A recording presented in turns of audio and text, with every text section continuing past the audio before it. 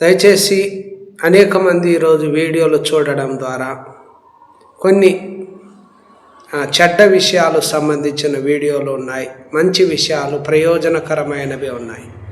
ఈ చెడ్డ విషయాలు సంబంధించిన వీడియోలు చూడడం ద్వారా ఏమవుతుందంటే ఎక్కువ లైక్ చేయడము, కామెంట్లు పెట్టడం, షేర్ చేయడము, వాటితో దినదినము చూడటం ద్వారా ఆ వ్యక్తి జీవితంలో జరిగేటువంటి నష్టాలు ఏమిటంటే మోసకరమైన దురాశల వలన చెడిపోతాడు.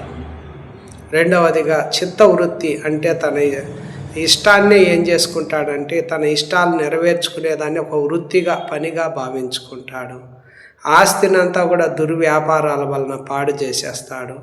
కరువు ఇబ్బందులు అనేది తన జీవితంలో వెళ్ళొస్తుంది. అలాంటి వాటితో పాలిభాగస్తుడు అవ్వడం ద్వారా నిష్ఫలుడుగా మారిపోతాడు.